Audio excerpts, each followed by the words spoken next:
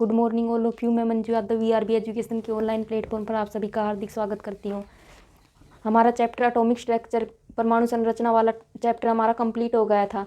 आज हम एक नए चैप्टर की शुरुआत कर रहे हैं जिसका नाम है आवर्त सारणी यानी कि पीरियोडिक टेबल। आज हम पीरियोडिक टेबल के एलिमेंट्स के बारे में पढ़ेंगे कि जो तत्व या एलिमेंट होते हैं उनका वर्गीकरण किस प्रकार किया जाता है और एलिमेंट्स को किस ब्लॉक में रखा जाता है और किस ग्रुप और पीरियड में रखा जाता है आदि के बारे में हम डिटेल से पढ़ेंगे। तो सबसे पहले हम इस चैप्टर में हम तत्वों का वर्गीकरण पढ़ेंगे।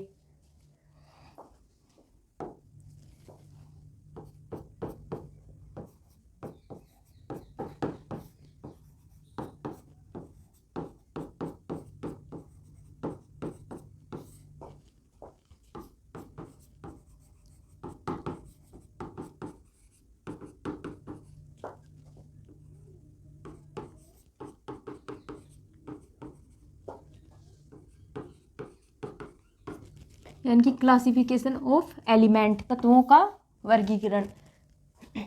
जो तत्व या एलिमेंट होते हैं उनके वर्गीकरण में कई साइंटिस्ट या वैज्ञानिकों का योगदान रहा है।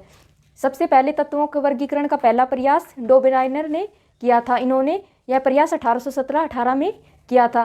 डोबेराइनर ने एक सिद्धांत दिया था जिसे तिर्क सिद्धांत कहा जाता है यानी कि ट्रिपलेट।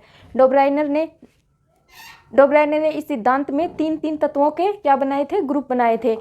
इन्होंने तत्वों को समूह में वर्गीकृत किया था जिनके क्या थे, गुणधर्म यानी कि उनकी प्रॉपर्टीज एक समान थी। उन तत्वों के तीन समूह बना दिए थे।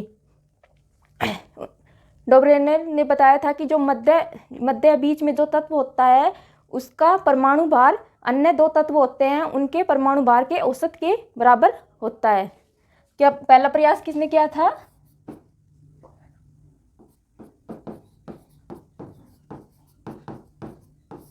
फर्स्ट प्रयास किसने किया था? डोबेराइनर ने।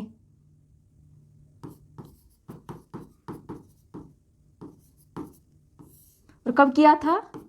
1817-18 में। डोबेराइनर ने एक सिद्धांत दिया था। कौन सा सिद्धांत दिया था? त्रिक सिद्धांत।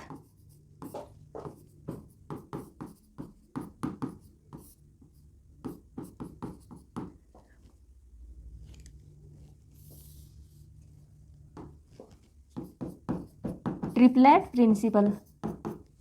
डोबेराइनर ने क्या किया था? तीन तत्वों को समूह में वर्गीकृत किया था।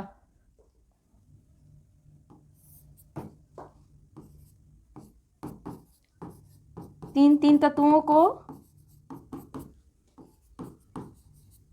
समूह यानी कि ग्रुप में वर्गीकृत किया।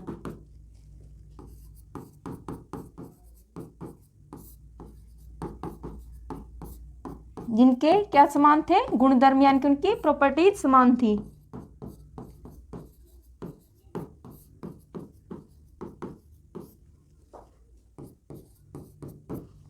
फिर आगे इन्होंने क्या बताया था? इन्होंने बताया कि जो मध्य वाले तत्व का परमाणु भार होता है वो अन्य दो तत्व के परमाणु भार का लगभग औसत होता है।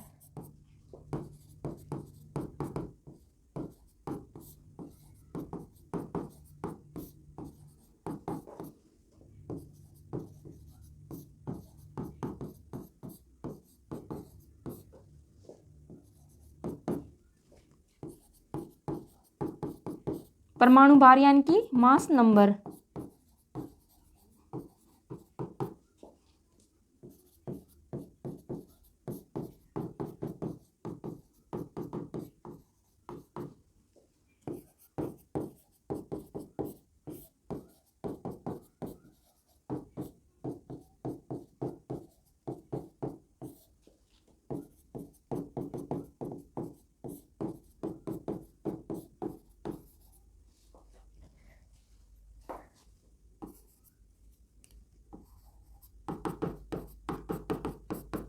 जैसे कि जो लिथियम, सोडियम और पोटेशियम का, जिसमें से सोडियम का परमाणु भार तो कितना होता है? 23 और लिथियम का 7 और पोटेशियम का कितना होता है परमाणु भार? 39। और जैसे क्या है, लिथियम है, सोडियम है और पोटेशियम है, इसका परमाणु क्रमांक तो कितना होता है? 3 होता है। इसका कितना होता है परमाणु क्रमांक यानी कि एटॉमिक नंबर 11 और पोटेशियम का 19 होता है। और इनका परमाणु भार यानी कि मास नंबर लिथियम का होता है 7 और सोडियम का कितना होता है 23 और पोटेशियम का 39। डोब्राइनर ने क्या बताया था?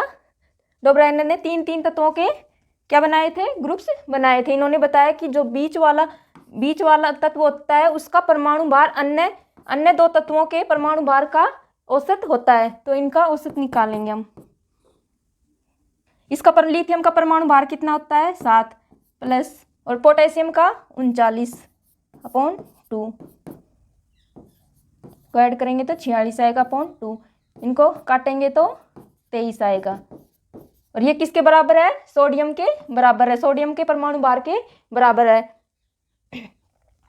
तो लिथियम और पोटेशियम का इन दोनों को परमाणु भार को ऐड करेंगे और इनका औसत निकालेंगे तो कितना आएगा 23, जो किसके परमाणु भार के बराबर है? सोडियम यानी कि बीच वाले परमाणु भार के बराबर है। इसी तरह से क्लोरीन है और ब्रोमीन, एक तो क्लोरीन है, एक ब्रोमीन है और एक आयोडीन है। क्लोरीन का तो परमाणु भार कितना होता है 35.5 और ब्रोमीन का कितना होता है 80 और आयोडीन का कितना होता है परमाणु भार 127। और इनका औसत निकालने पर कितना आता है 81.5, जो किसके बराबर है 81.25 आता है, जो लगभग किसके बराबर है? ब्रोमीन बीच वाले एलिमेंट के परमाणु भार के बराबर है। तो सबसे पहले प्रयास किसने किया था तत्वों के वर्गीकरण का? डोब्राइनर ने किया था। और कब किया था? 1817-18 में। इन्होंने कौन सा सिद्धांत दिया था? त्रिक सिद्धांत, जिसे क्या कहते हैं? ट्रिप्लेट। इन्होंने कितने तत्वों के ग्रुप बनाए थे? 3 तत्वों के ग्रुप बनाए थे, जिनके क्या थे गुणधर्म यानी कि उनकी प्रॉपर्टीज समान थी। इन्होंने बताया कि जो मध्य वाले तत्व का परमाणु भार अन्य 2 तत्वों के परमाणु भार का क्या होता है? लगभग औसत होता है। यह हमने उदाहरण लेकर किए हैं।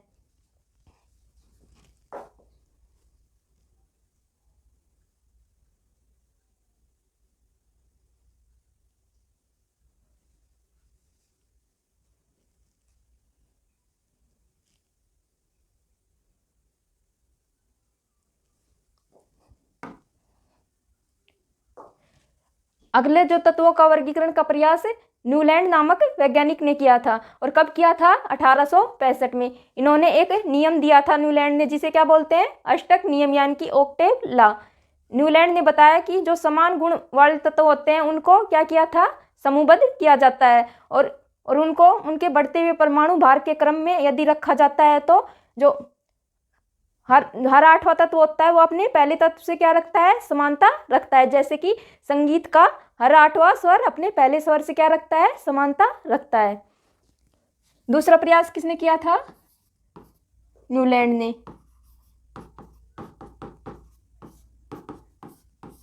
और कब किया था? 1865 में। इन्होंने एक नियम दिया था जिसे क्या कहते हैं? अष्टक नियम।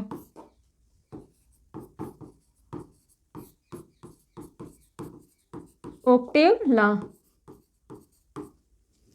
और न्यूलैंड ने क्या किया था? जो समान गुण रखते हैं उन तत्वों को क्या किया था? समूहबद्ध।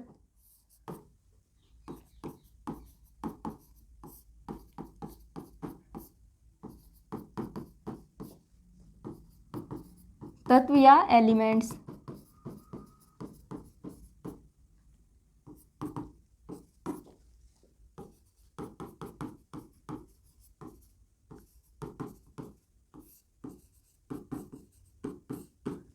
और इन्होंने क्या बताया था? यदि तत्वों को इनके परमाणु भार के क्रम में रखा जाता है, यदि तत्वों को उनके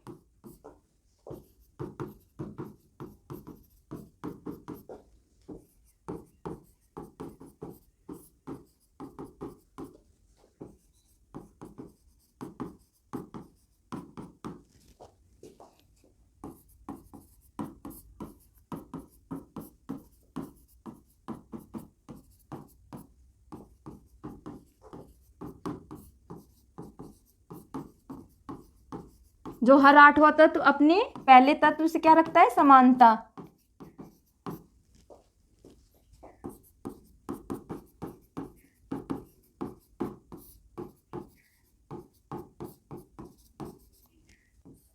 जैसे कि संगीत का हर 8वां स्वर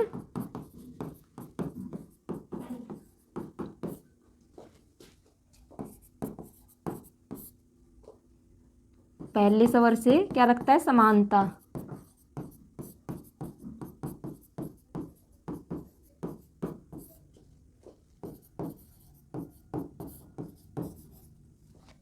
संगीत के स्वर क्या है, जैसे सा रे गा मा पा धा नी सा।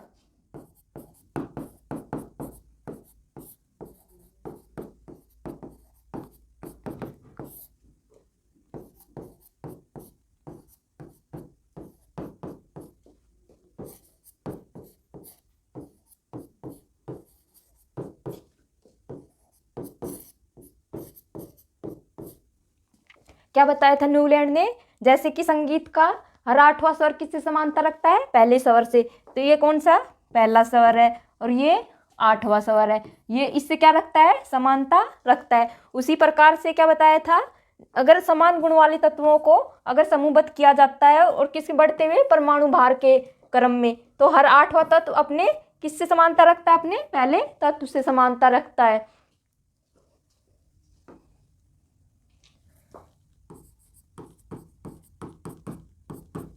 जैसे कि लिथियम है और सोडियम है और पोटेशियम।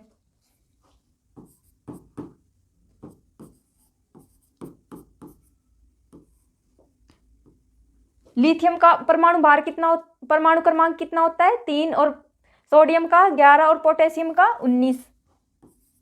3, 11 और 19।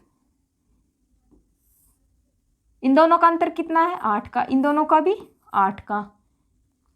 यानी कि लिथियम से अगला हर 8वां तत्व कौन सा है, सोडियम। और सोडियम से अगला हर 8वां तत्व कौन सा है, अगला 8वां तत्व पोटेशियम है। यानी कि न्यूलैंड ने क्या बताया था कि अगर तत्व को उनके परमाणु भार के क्रम में रखा जाता है तो हर 8वां तत्व अपने पहले तत्व से क्या रखता है, समानता रखता है। जैसे लिथियम है और सोडियम है और पोटेशियम है, इनमें अंतर कितने का है, 8-8 का। लिथियम से अगला 8वां तत्व कौन सा है, सोडियम, और सोडियम से अगला कौन सा है, पोटेशियम है। इसी प्रकार से बेरिलियम है, एक तो है बेरिलियम, एक है मैग्नीशियम और एक है कैल्शियम। बेरिलियम का परमाणु क्रमांक कितना होता है, 4 होता है। मैग्नीशियम का 12 और कैल्शियम का 20। इनमें भी क्या है, 8-8 का अंतर है। बेरिलियम से अगला 8वां तत्व कौन सा है, मैग्नीशियम, और मैग्नीशियम से अगला 8वां तत्व कौन सा है, कैल्शियम है। तो ये किसने बताया था, ये न्यूलैंड ने बताया था। और इन्होंने आगे बताया कि जो हीलियम नियोन आर्गन क्या है, अकेरिया गैस है, जिस समय उनकी खोज नहीं हुई थी।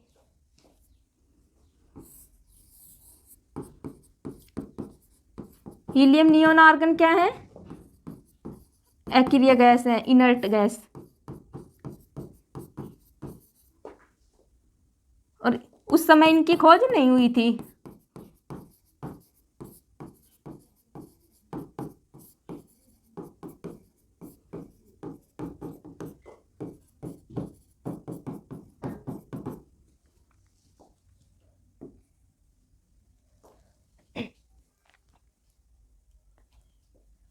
हीलियम नियोन आर्गन क्या है, अकेरिया गैस, और उस समय इनकी खोज नहीं हुई थी। इनकी खोज कब हुई थी, बाद में हुई थी। इनके समय, न्यूलैंड के समय ज्ञात तत्व कितने थे, 56 थे।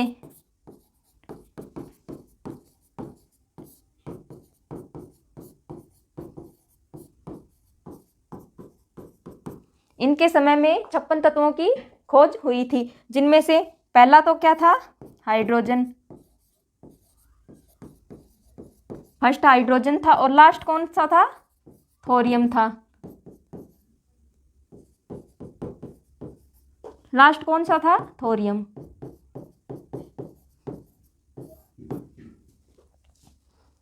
हमने क्या पढ़ा है, न्यूलैंड ने तत्वों का वर्गीकरण किस प्रकार किया था।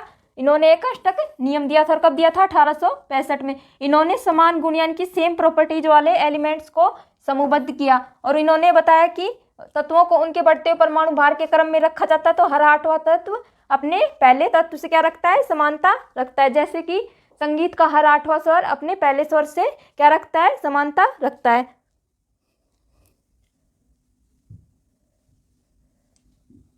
फिर हमने ये एग्जाम्पल न्यूलैंड ने दिए थे, लिथियम, सोडियम और पोटेशियम। लिथियम से अगला 8वां तत्व कौन सा होता है? सोडियम। और सोडियम से अगला 8वां तत्व पोटेशियम होता है। और इसी तरह से बेरिलियम से अगला 8वां तत्व मैग्नीशियम, और मैग्नीशियम से अगला 8वां तत्व कौन सा होता है? कैल्शियम होता है। जो हीलियम, नियोन, आर्गन थे वो क्या थी? अक्रिय गैस है, और उस समय उनकी खोज नहीं हुई थी। न्यूलैंड के समय ज्ञात तत्व कितने थे? 56। पहला तत्व कौन सा था? हाइड्रोजन। और लास्ट कौन सा था? थोरियम था।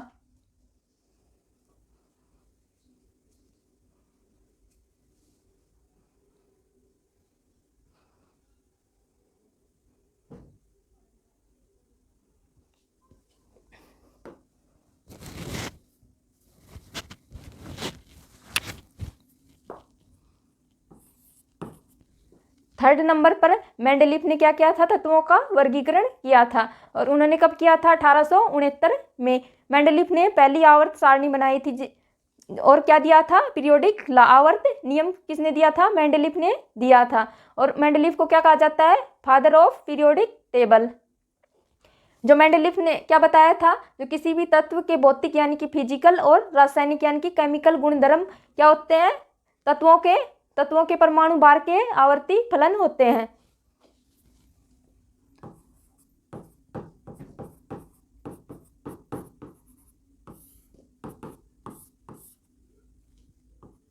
मेंडलीफ ने कब किया था तत्वों का वर्गीकरण? 1869 में।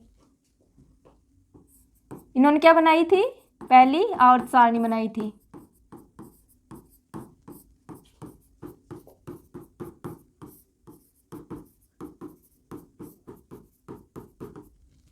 इन्हें क्या कहा जाता है?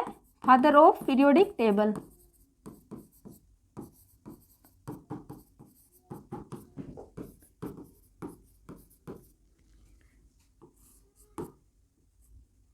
और इन्होंने क्या दिया था? मेंडलीफ ने आवर्त नियम दिया था।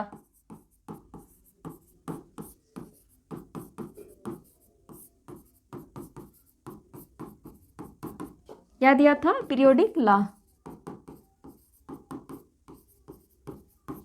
किसने दिया था पीरियोडिक लॉ? मेंडलीफ ने दिया था। और इन्होंने क्या बताया था? कोई भी एलिमेंट होता है उसके भौतिक व रासायनिक गुण तत्वों के परमाणु भार के आवर्ती फलन होते हैं।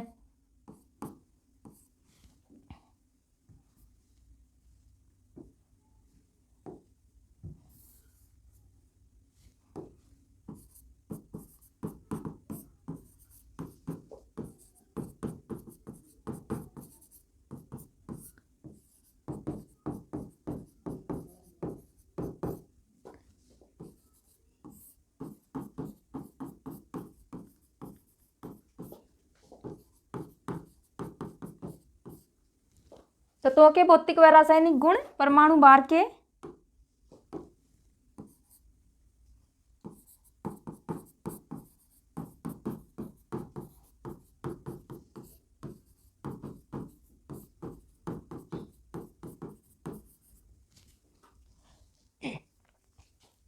इन्होंने जो पीरियोडिक टेबल बनाई थी उसमें 9 ग्रुप थे और 7 पीरियड यानी कि 9 समूह थे और 7 आवर्त थे। और कुल कितने तत्व थे? कुल 63 तत्व थे।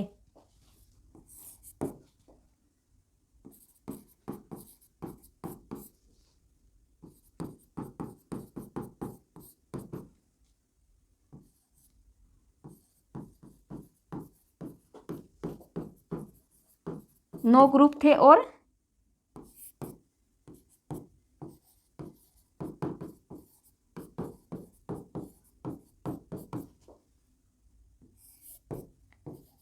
कुल कितने तत्व थे?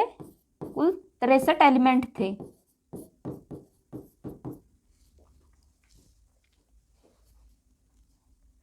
मेंडलीफ ने कब तत्वों का वर्गीकरण किया था? 1869 में। और उन्होंने क्या बनाई थी? पहली आवर्त सारणी बनाई थी। और उन्हें क्या कहा जाता है? Father of periodic table. और इन्होंने क्या दिया था? आवर्त नियम, पीरियोडिक लॉ दिया था। और इन्होंने क्या बताया था? किसी भी तत्व के भौतिक व रासायनिक गुण उनके परमाणु भार के क्या होते हैं? आवर्ती फलन होते हैं। और उन्होंने जो आवर्त सारणी बनाई थी उनमें कितने समूह थे? 9। और कितने आवर्त थे? 7। और कुल कितने तत्व थे? कुल 63 तत्व थे।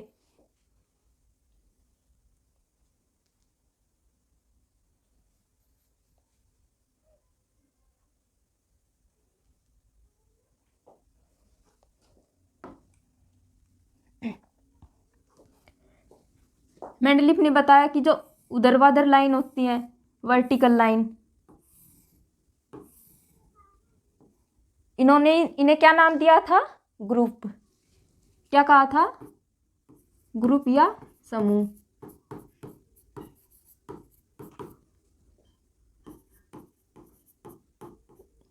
ऊर्ध्वाधर लाइन होती है, ऊर्ध्वाधर लाइन को, और जो हॉरिजेंटल लाइन होती है इस तरह से, इन्हें क्या नाम दिया था?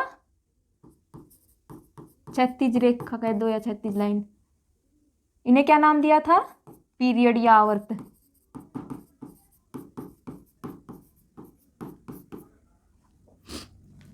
जो वर्टिकल कॉलम ऊर्ध्वाधर लाइन होती है उनको क्या नाम दिया था? ग्रुप।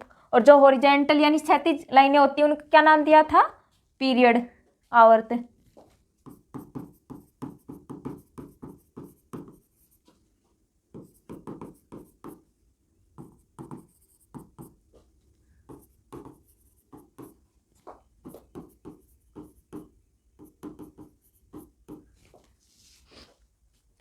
मेंडलीफ ने बताया कि जो तत्वों के परमाणु भार को अगर बढ़ते हुए क्रम में व्यवस्थित किया जाता है तो उनका क्या बढ़ता है? उनका परमाणु भार बढ़ता है। जैसे ऊपर से नीचे जाने पर उनका तत्वों का क्या परमाणु भार बढ़ता है, और लेफ्ट टू राइट यानी कि बाएं से दाएं जाते हैं तो भी परमाणु भार बढ़ता है।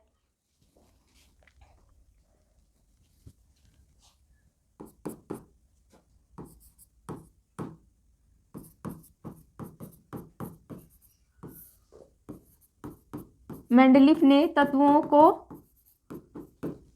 को उनके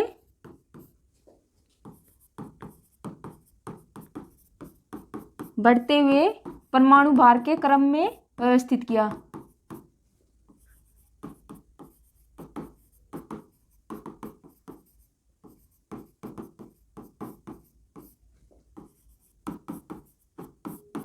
और इन्होंने क्या बताया था कि ऊपर से नीचे जाने और लेफ्ट टू राइट, दाएं से बाएं जाने पर भी, बाएं से दाएं जाने पर दोनों ही दशाओं में क्या परमाणु भार बढ़ता है।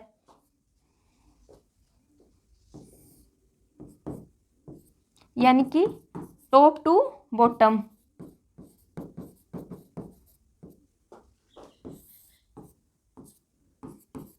और लेफ्ट टू राइट, दोनों ही दशाओं में क्या होता है? परमाणु भार यानी कि उनका मास नंबर बढ़ता है। आवर्त सारणी में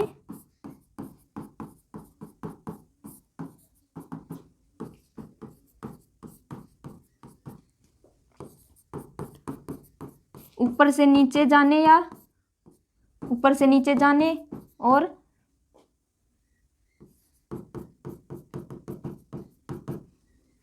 बाएं से दाएं यानी कि लेफ्ट टू राइट,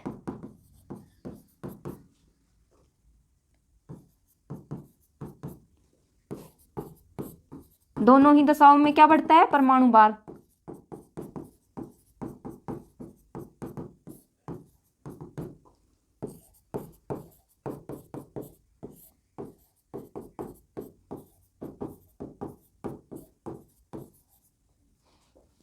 क्या बताया था मेंडलीफ ने? जो तत्वों को उनके परमाणु भार यानी कि उनके मास नंबर के क्रम में व्यवस्थित किया जाता है, और आवर्त सारणी में ऊपर से नीचे जाने और लेफ्ट टू राइट यानी कि बाएं से दाएं जाने पर दोनों ही दशाओं में क्या होता है? परमाणु भार बढ़ता है।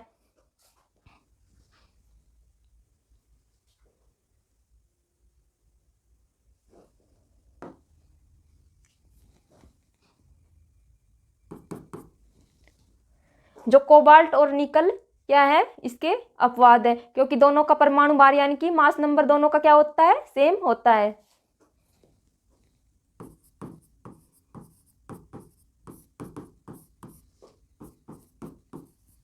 मेंडलीफ ने तो क्या बताया था कि बाएं से दाएं जाने पर क्या होता है? परमाणु भार यानी कि मास नंबर बढ़ता है। लेकिन मेंडलीफ के हिसाब से तो इसका तो क्या होना चाहिए? कम होना चाहिए मास नंबर, और इसका ज़्यादा होना चाहिए। लेकिन दोनों का क्या होता है? मास नंबर दोनों का क्या होता है? सेम होता है।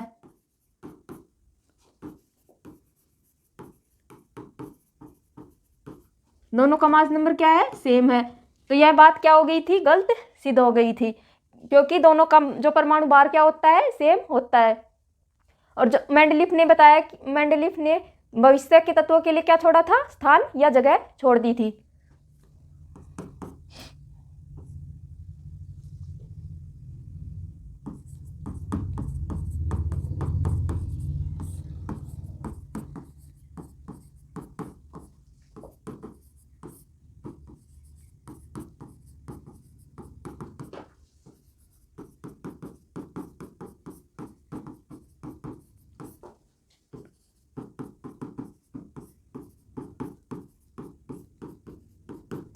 मेंडलीफ ने अपनी आवर्त सारणी में भविष्य के तत्व यानी कि आगे खोजे जाने वाले तत्वों के लिए क्या स्थान छोड़ दिया था। जो आयरन एलिमेंट था उसको कोबाल्ट व निकल से दूर तो न्यूलैंड ने रखा था, और मेंडलीफ ने इन तीनों को एक जगह रखा था। आयरन को कोबाल्ट व निकल से दूर किसने रखा था, न्यूलैंड ने।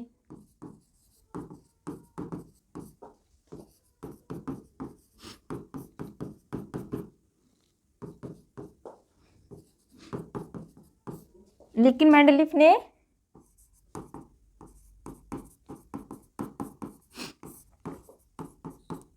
इन तीनों को एक जगह रखा।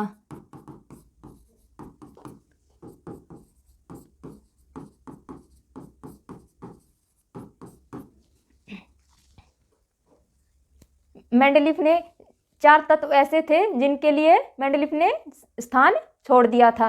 पहला तत्व था एका बोरॉन जिसे आज स्कैंडियम के नाम से जाना जाता है, और दूसरा तत्व था एका सिलिकॉन जिसे जर्मेनियम कहते हैं, और तीसरा था एका एल्यूमिनियम जिसे गैलियम कहते हैं, और चौथा तत्व था एका मैग्नीशियम जिसे आज टेक्नीशियम कहते हैं।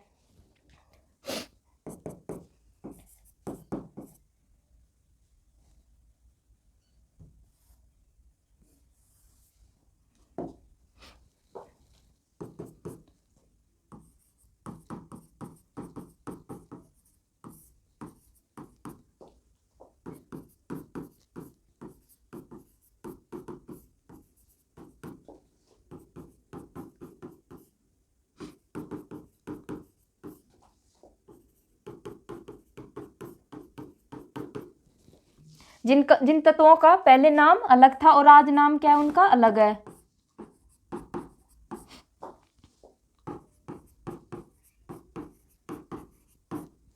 पहला तत्व कौन सा था, एका बोरॉन,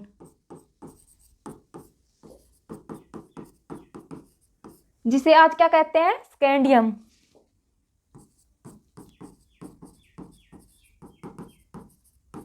और दूसरा तत्व कौन था एका सिलिकॉन,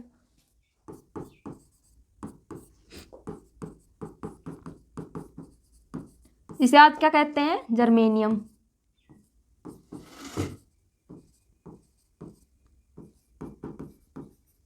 और तीसरा तत्व कौन था एका मैग्नीशियम,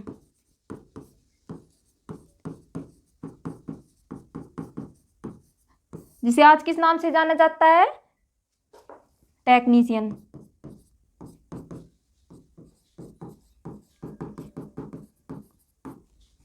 और चौथा तत्व कौन सा था, एका एल्यूमिनियम,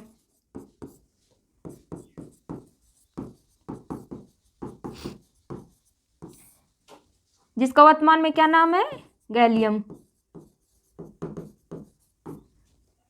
इन तत्वों के लिए क्या छोड़ा था, स्थान छोड़ा था।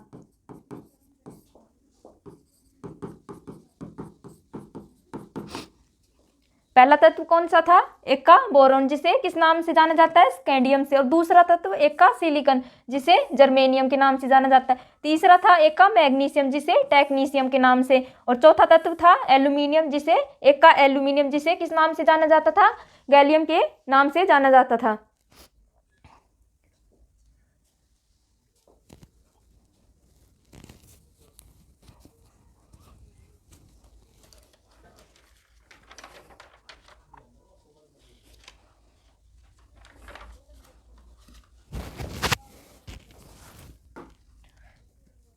मेंडलीफ ने समस्थानिक या जिसे आइसोटोप के नाम से जाना जाता है, समस्थानिकों के लिए स्थान सुनिश्चित नहीं कर पाए थे।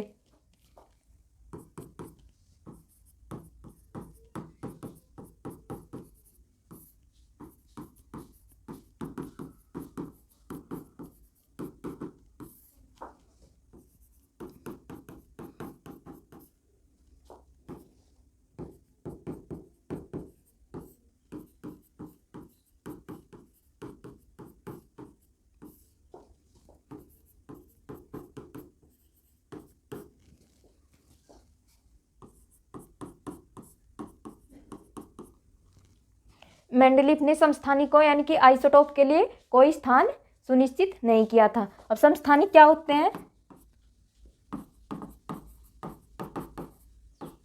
समस्थानिक यानी कि आइसोटोप।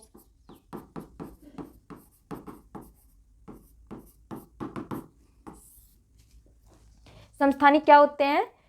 किसी भी तत्व या एलिमेंट के वे रूप जिनके प्रोटॉन व इलेक्ट्रॉनों की संख्या तो बराबर होती है, लेकिन उसमें न्यूट्रॉनों की संख्या अलग अलग होती है।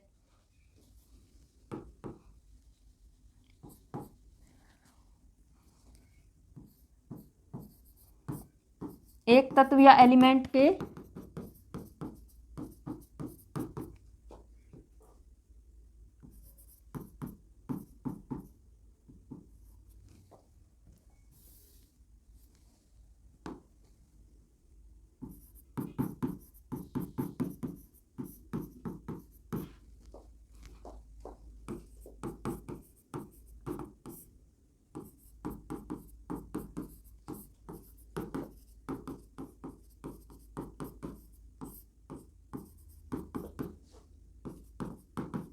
जिनमें क्या होता है, प्रोटॉन और इलेक्ट्रॉन की संख्या क्या होती है? समान होती है, परंतु न्यूट्रॉन की संख्या क्या होती है? अलग होती है।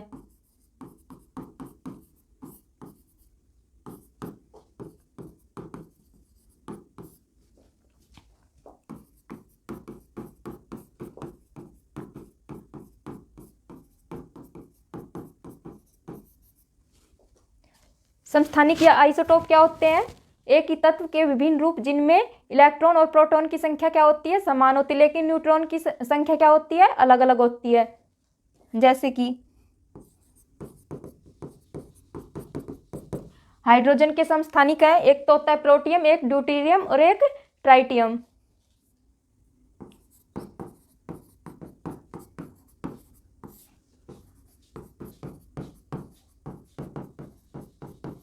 हाइड्रोजन के समस्थानिक एक तो होता है 1H1, एक होता है 1H2 और एक होता है 1H3। जिनमें ये तो क्या है, इसका परमाणु क्रमांक यानी कि एटॉमिक नंबर, ये इनका क्या है? मास नंबर है। इसे कहते हैं प्रोटियम। प्रोटियम इसे कहते हैं ड्यूटेरियम और इसे कहते हैं ट्राइटियम। हाइड्रोजन के 3 समस्थानिक है, एक तो होता है प्रोटियम, एक ड्यूटेरियम और एक ट्राइटियम। इसमें क्या है, प्रोटॉन की संख्या कितनी है? 1 और न्यूट्रॉन की संख्या कितनी है? 0 है। इसमें क्या है, प्रोटॉन की संख्या 1 है और न्यूट्रॉन की संख्या क्या है? 1 है। न्यूट्रॉन की संख्या किससे निकालते हैं? जो इसका मास नंबर होता है उसमें से प्रोटॉन की संख्या घटा देते हैं। और इसमें क्या है, प्रोटॉन की संख्या 1 है और न्यूट्रॉन की संख्या कितनी है? 2 है। तो यहाँ पर प्रोटॉन या इलेक्ट्रॉन की संख्या तो क्या है? सेम है। और न्यूट्रॉन की संख्या क्या है? इसमें भी अलग है और इसमें भी अलग है और इसमें भी अलग है। तीनों में क्या है? अलग अलग है।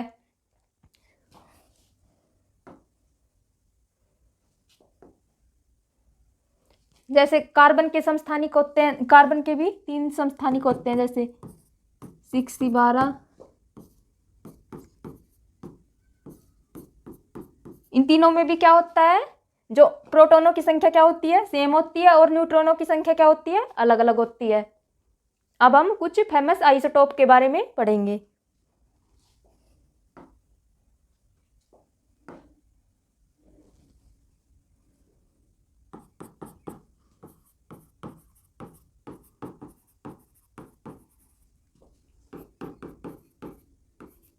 आइसोटोप यानी कि समस्थानिक,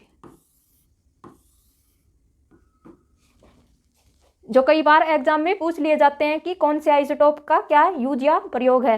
पहले नंबर पर है कोबाल्ट 60।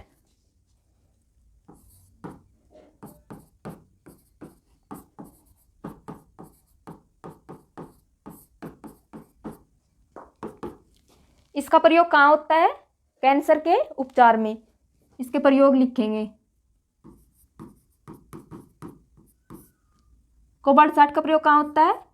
कैंसर के उपचार में।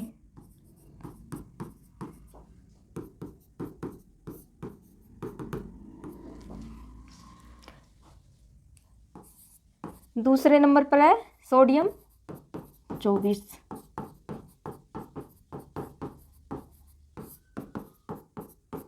जिसका कहाँ प्रयोग होता है? रुधिर परिसंचरण तंत्र की जांच में।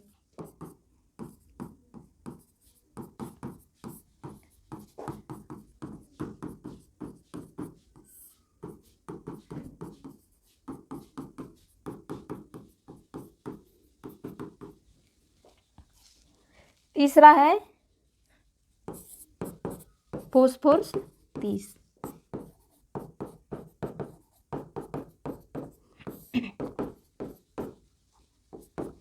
और इसका यूज कहाँ होता है? रुधिर कैंसर यानी कि ल्यूकीमिया की जांच में। रुधिर कैंसर को क्या बोलते हैं? ल्यूकीमिया।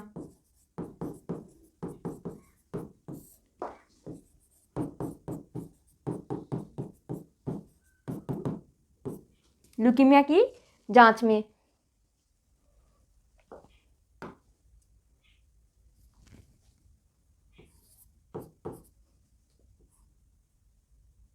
फोर्थ है हमारा कार्बन 14 यानी कि कार्बन 14।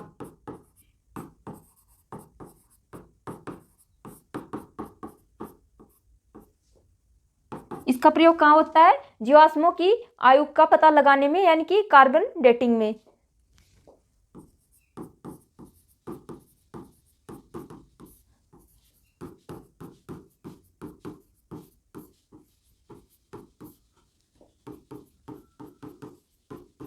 जिसे क्या बोलते हैं? Carbon dating.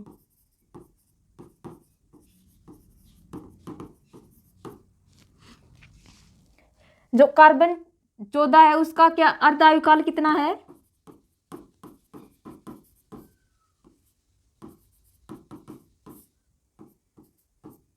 इसका आयुकाल होता है 5770 वर्ष। ये कई बार एग्जाम में पूछा जाता है। तो कार्बन 14 का प्रयोग कहाँ होता है? जीवाश्मों की आयु का पता लगाने यानी कि कार्बन डेटिंग में इसका प्रयोग किया जाता है। और कार्बन 14 का अर्ध आयुकाल कितना होता है? 5770 वर्ष होता है। अगला हमारा आइसोटोप है आयोडीन 131।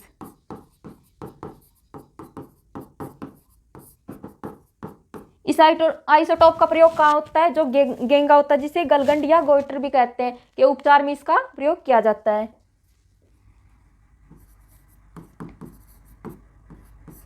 गेंगा या गलगंड या गोइटर भी कहते हैं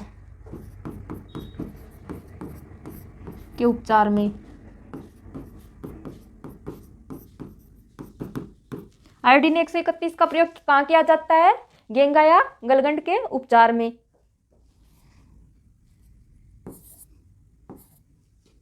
अगला आइसोटोप है आर्सेनिक 74।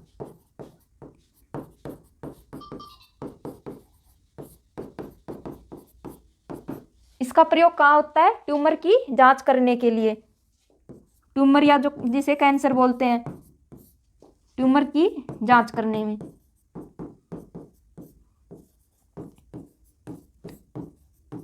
कोबाल्ट 60 का प्रयोग तो ट्यूमर या कैंसर के उपचार में किया जाता था और आर्सेनिक 74 का प्रयोग ट्यूमर की जांच करने में इसका प्रयोग किया जाता है। अगला हमारा आइसोटोप है यूरेनियम 235।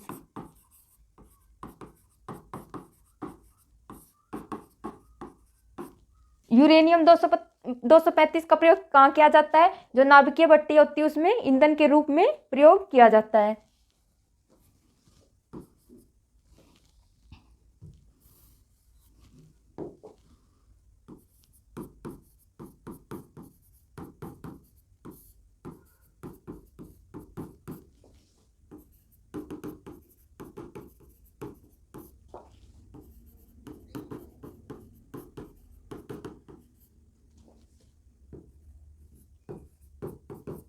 जो नाभिकीय भट्टी में ईंधन के रूप में किसका प्रयोग किया जाता है? यूरेनियम 235 का प्रयोग किया जाता है। अगला हमारा आइसोटोप है 1H2, जिसे क्या कहते हैं, ड्यूटीरियम। ये किसका आइसोटोप है, हाइड्रोजन का, जो हमने अभी पढ़ा था। इसका प्रयोग कहाँ किया जाता है, भारी जल बनाने में।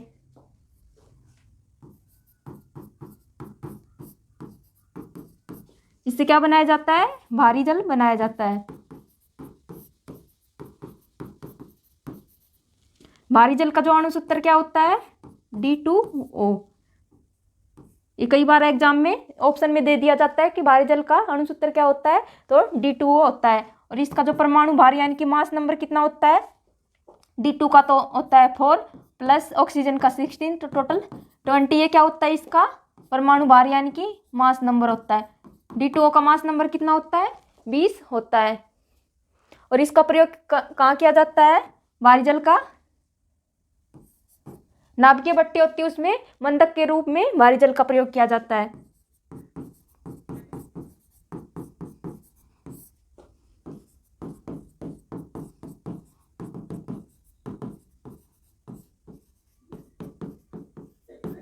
मंदक यानी कि इंसुलेटर के रूप में प्रयोग किया जाता है।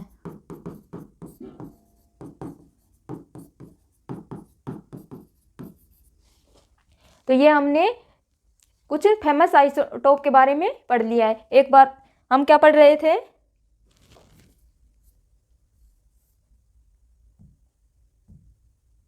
मेंडेलीफ द्वारा तत्वों का वर्गीकरण किया गया था, उसके बारे में पढ़ रहे थे। मेंडेलीफ ने कब किया था वर्गीकरण, 1869 में। उन्होंने क्या बनाई थी, एक आवर्त सारणी बनाई थी। और इन्होंने क्या दिया था, आवर्त नियम यानी कि पीरियोडिक लॉ किसने दिया था, मेंडेलीफ ने। और मेंडेलीफ को क्या क्या कहा जाता है, फादर ऑफ पीरियोडिक टेबल कहा जाता है। और इन्होंने क्या बताया था, जो तत्वों के भौतिक व रासायनिक गुण होते हैं वो तत्वों के परमाणु भार के यानी कि उनके मास नंबर के क्या होते हैं, आवर्ती फलन होते हैं। इन्होंने जो आवर्त सारणी बनाई थी उनमें कितने ग्रुप थे, 9 ग्रुप थे। और पीरियड 7 थे। और कुल कितने तत्व या एलिमेंट थे, 63 तत्व थे।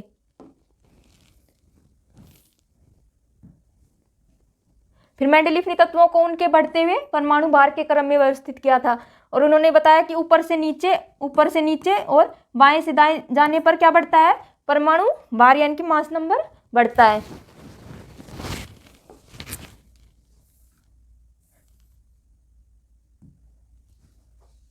लेकिन कोबाल्ट और निकल के केस में यह बात क्या गलत सिद्ध हो गई, क्योंकि इन दोनों का मास नंबर क्या है, सेम होता है।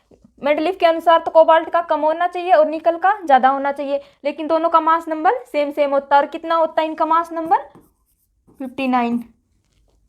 और मेंडेलीफ ने भविष्य के तत्वों के लिए क्या जगह छोड़ दी थी। और आयरन को कोबाल्ट व निकल से दूर तो किसने रखा था, न्यूलैंड ने। और लेकिन इनको तीनों का एक जगह किसने रखा था, मेंडेलीफ ने रखा था।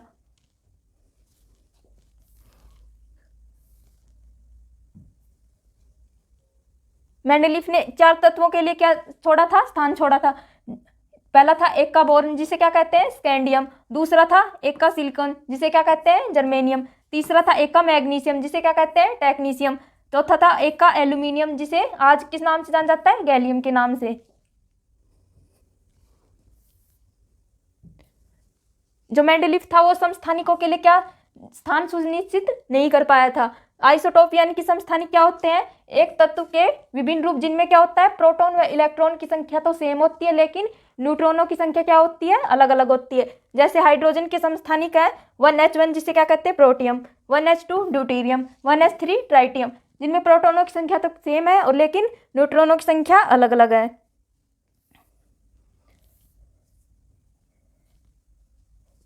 कुछ आइसोटोप है, पहला है कोबाल्ट 60 जिसका प्रयोग कहाँ किया जाता है, कैंसर के उपचार में। दूसरा है सोडियम 24 जिसका प्रयोग कहाँ किया जाता है, रुधिर परिसंचरण तंत्र की जांच में। तीसरा आइसोटोप है फास्फोरस 30 जिसका प्रयोग रुधिर कैंसर जिसे क्या कहते हैं, ल्यूकीमिया की जांच में।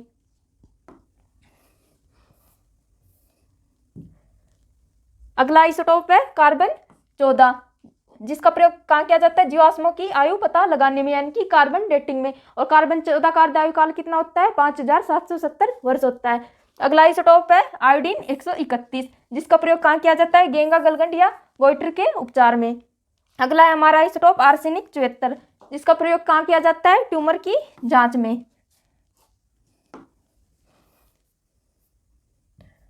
फिर हमने आगे पढ़ा यूरेनियम 235 जिसका प्रयोग क्या किया जाता है, नाभिकीय भट्टी में ईंधन के रूप में प्रयोग किया जाता है।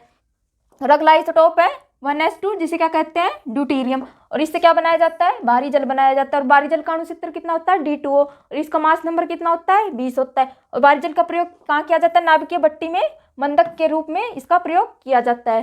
तो आज हमने डोब्रेनर का त्रिक सिद्धांत भी पढ़ लिया था, और न्यूलैंड का अष्टक नियम पढ़ा था, और मेंडेलीफ के बारे में पढ़ा था कि मेंडेलीफ ने पहली आवर्त सारणी बनाई थी और तत्वों को किस प्रकार व्यवस्थित किया था। बाकी का हम नेक्स्ट क्लास में पढ़ेंगे। धन्यवाद।